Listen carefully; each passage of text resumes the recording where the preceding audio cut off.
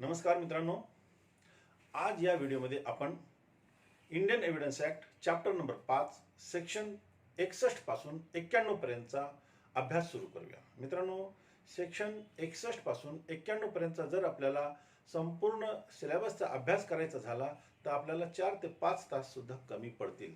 म्हणून मी असा विचार केलेला आहे की आपण तुटक का होईना 3 किंवा 4 सेक्शन्सचा एक व्हिडिओ बनवूया आणि ह्या व्हिडिओमध्ये आज मी सेक्शन 61 पासून 63 हे 3 सेक्शन्सचा विश्लेषण करणार आहे, जो आपल्याला व्यवस्थित समजून जाईल. मित्रांनो, सेक्शन 61 जो आहे तो काय म्हणतो? सेक्शन 61 आपल्याला असं सांगतो की ज्यावेळेला आपल्या कोर्टामध्ये आपण दस्त प्रूव्ह करायचा असतो, सिद्ध करायचा असतो किंवा डॉक्युमेंट्समधले कंटेंट्स सिद्ध करायचे असतात, तर त्यावेळेला आपल्याला एक तर प्रायमरी एव्हिडन्स किंवा सेकंडरी एव्हिडन्सद्वारेच तो डॉक्युमेंट सिद्ध करता येईल. आता प्रायमरी एव्हिडन्स कशाला म्हणतात आणि सेकंडरी एव्हिडन्स कशाला म्हणतात याबाबतची माहिती सेक्शन 62 मध्ये प्रायमरी एव्हिडन्स बद्दल दिलेली आहे आणि सेक्शन 63 मध्ये सेकंडरी एव्हिडन्स बाबत माहिती दिली आहे. प्रायमरी एव्हिडन्सची डेफिनेशन 62 मध्ये दिली आणि सेकंडरी एव्हिडन्सची डेफिनेशन सेक्शन 63 मध्ये दिली आहे. आता 62 मध्ये जी प्रायमरी एव्हिडन्स आहे त्याची जी डेफिनेशन आहे अगदी शॉर्टकटमध्ये मी आपल्याला बोर्डावरती समजून सांगत आहे. एक डेफिनेशन मध्ये सेक्शन 62 काय म्हणतो? Document itself. डॉक्युमेंट इटसेल्फ याचा अर्थ जो डॉक्युमेंट आहे, जो सिद्ध करायचा आहे, तोच डॉक्युमेंट कोर्टामध्ये तुम्ही सादर केला पाहिजे. आपल्या सेक्शनमध्ये काय म्हटलेलं आहे? Primary evidence means document itself. Document itself produced for the inspection of the court. अर्थात तो जो डॉक्युमेंट सिद्ध करायचा तोच कोर्टाच्या इन्स्पेक्शनसाठी दाखल केला पाहिजे. हा झाला डेफिनेशनचा भाग. आता याच्यामध्ये 2 एक्सप्लेनेशन दिलेले आहेत. एक्सप्लेनेशन नंबर 1 काय म्हणतंय? Several parts, each part is primary. अर्थात एखादा जर डॉक्युमेंट सेव्हरल पार्ट्समध्ये बनवलेला असेल, 3-4 भागामध्ये किंवा वेगवेगळ्या भागामध्ये बनवलेला असेल आणि मग तो जो डॉक्युमेंट आहे त्याचे जे ईच पार्ट आहे, त्याचे जे सेव्हरल पार्ट्स आहे, तो प्रत्येक पार्ट प्रायमरी एव्हिडन्स आहे, असं एक्सप्लेनेशन मध्ये दिलेलं आहे.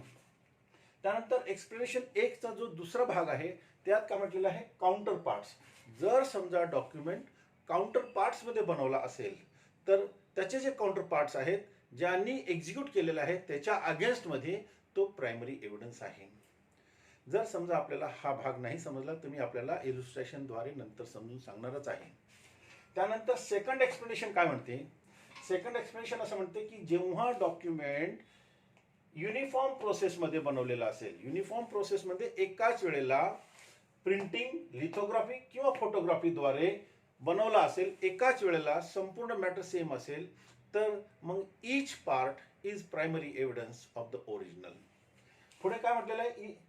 त्याच्यामध्ये एक बट शब्द वापरलेला आहे. ह्या एक्सप्लेनेशन मध्ये बट शब्द वापरलेला आहे. तो असा दिलेला आहे, if made from common original.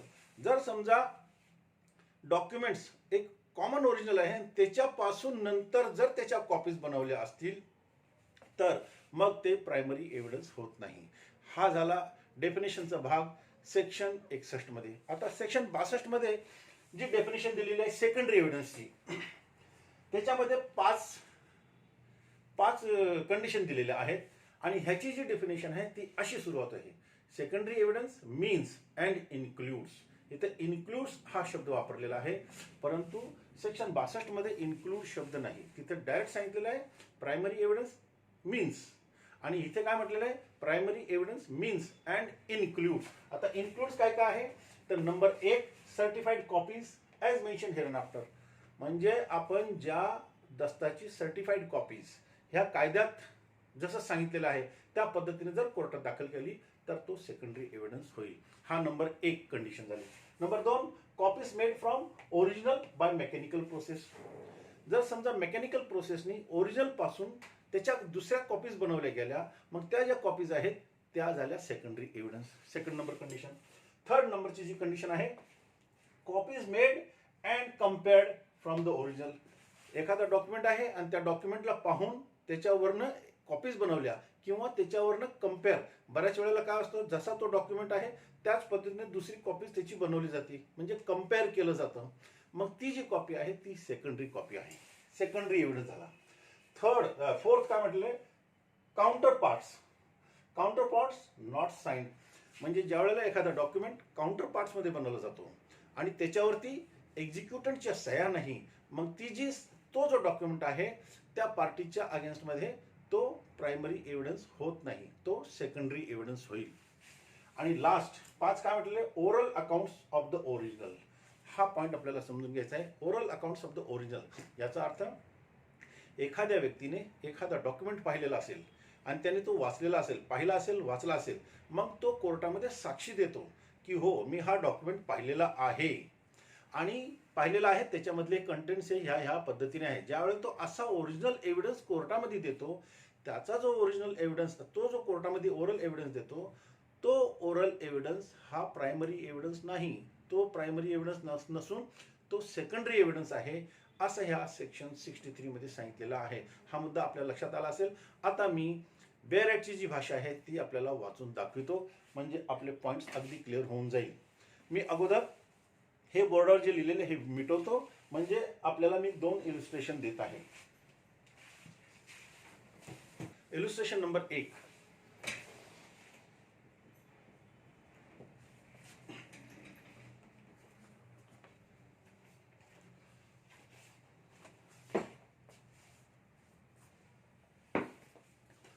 समजा एक डॉक्युमेंट आहे, तो ए आणि बी या दोघांनी एक्झिक्यूट केलेला आहे आणि सी आणि डी च्या दरम्यान झालेला आहे. ए आणि बी ने एक डॉक्युमेंट सी आणि डी च्या बरोबर केलेला आहे. सर्वांनी 4 प्रती बनवल्या, 4 कॉपीज बनवल्या आणि चारहीच्या जवळ एक एक कॉपी आहे आणि चारही कॉपीज वरती प्रत्येकांच्या सह्या आहेत. ए आणि बी, सी आणि डी या सगळ्यांच्या सह्या चारही कॉपीज वरती आहेत.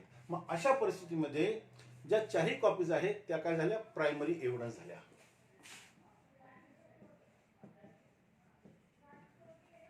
हा मी तुम्हाला जो इलिस्ट्रेशन दिलेला आहे तो एक्सप्लेनेशन 1 बद्दल दिलेला आहे. हा पॉइंट आपल्या लक्षात आला असेल.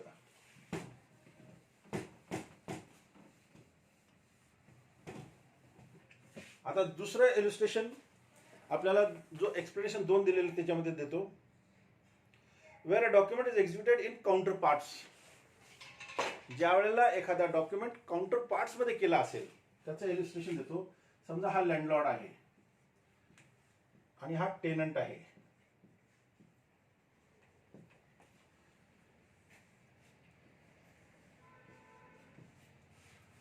ज्या वेळेला लँडलॉर्ड भाडेकरूला आपली पावती देतो करून की मला भाडं मिळालं, तर तो इथे सही करतो, त्याचं नाव लिहितो, पत्ता लिहितो, त्याच्यानंतर रूम नंबर लिहितो आणि किती पैसे मिळाले पैसे लिहितो आणि त्याच्यावरती सही करतो आणि त्या काउंटर पार्ट वरती भाडेकरूची सही घेतो आणि ही पावती भाडेकरूला देतो आणि आपल्याकडे त्याची काउंटर पार्ट ठेवतो.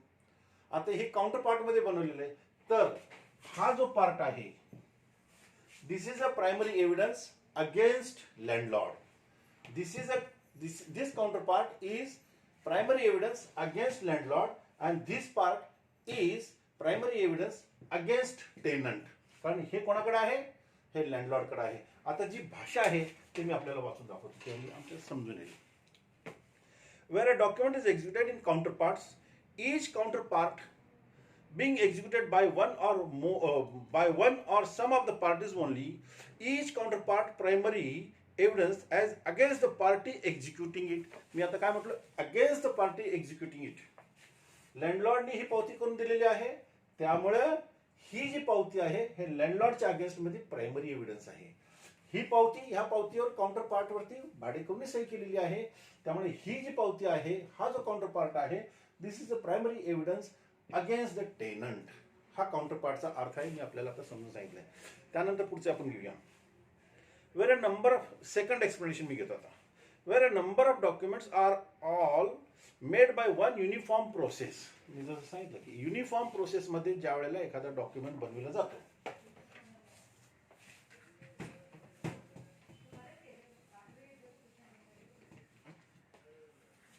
आपण युनिफॉर्म प्रोसेसचं समजून घेऊया.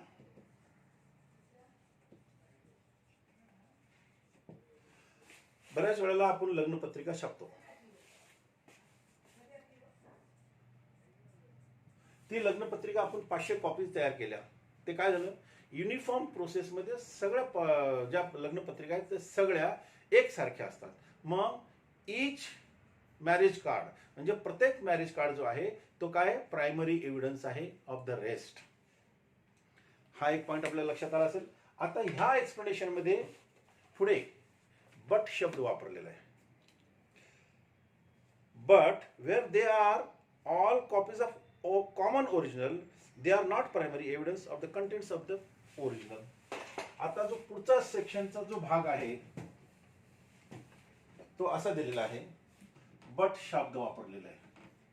आणि बट वापरून पुढे काय म्हटलेलं आहे, when they are made copies of the common original. Common original म्हणजे आता समजा एक डॉक्युमेंट आहे, त्याला आपण नाव देऊया ए. हा जो ए डॉक्युमेंट आहे, या ए डॉक्युमेंट पासून समजा 100 प्रती बनवलेल्या आहेत. काय 100 कॉपीज. ह्या 100 कॉपीज ह्या एक दुसऱ्यांच्या प्रायमरी आहेत, बट नॉट प्रायमरी ऑफ ए. कारण ह्याच्यापासून ते कॉपीज बनवलेल्या आहेत. तीच ही भाषा आहे, ह्याच्यामध्ये समजून सांगितलेलं आहे. एकदा पुन्हा वाचून दाखवतो. They are not primary evidence of contents of the original.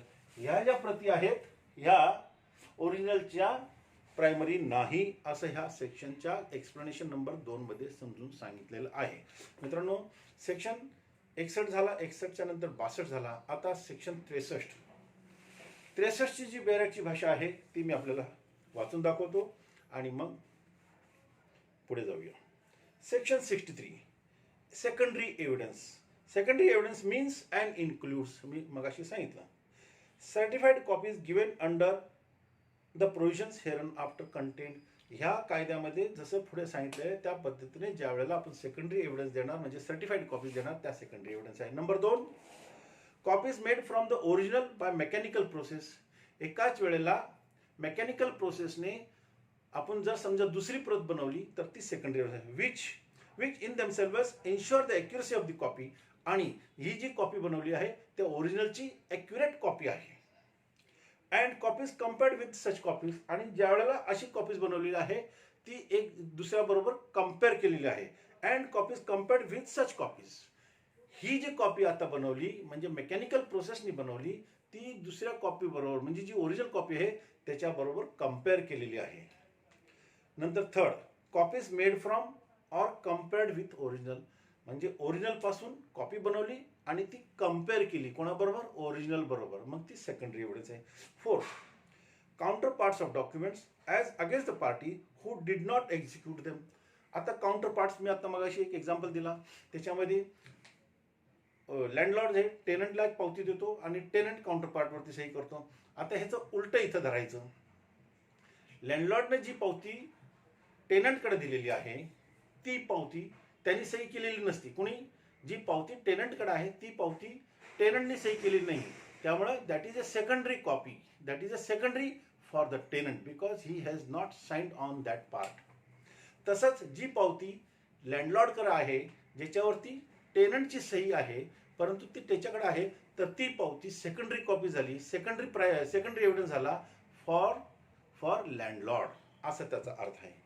आता आपण 5 नंबरचं उदाहरण पुढचं घेऊया. Oral accounts. मी जसं सांगितलं, oral accounts of the contents of the document given by some person who has himself seen it.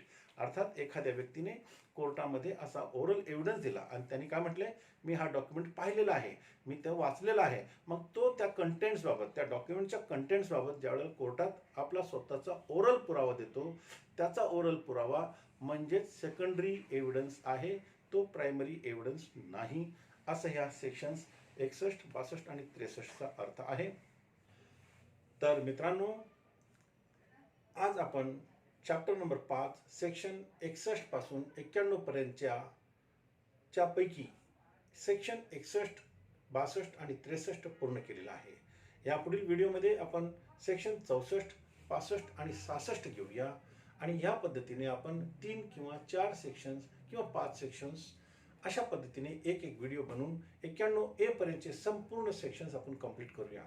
मित्रांनो, माझी खात्री आहे जर आपल्याला हा टॉपिक व्यवस्थित समजला तर आपण कोर्टामध्ये किंवा इतर कोणत्याही कामामध्ये ज्या वेळेला आपल्याला दस्तऐवज किंवा डॉक्युमेंट सिद्ध करायची वेळ येते, आपण कुठेही अडकणार नाही. मित्रांनो, हा जो चॅप्टर आहे हा प्रॅक्टिसच्या दृष्टीने खूप खूप महत्त्वाचा आहे. म्हणून मी आपल्याला विनंती करतो की आपला हा जो व्हिडिओ आहे आपल्याला जर आवडला असेल तर आपण आपल्या मित्रांना देखील पाठवा, आणि आपण सबस्क्राईब केला नसेल तर नक्कीच सबस्क्राईब करा, जेणेकरून पुढचे व्हिडिओचे आपल्याला नोटिफिकेशन येतील. आणि जर आपण सबस्क्राईब केला असेल तर आपल्या मित्रांना देखील पाठवा, त्यांनाही याचा फायदा होऊ द्या. धन्यवाद.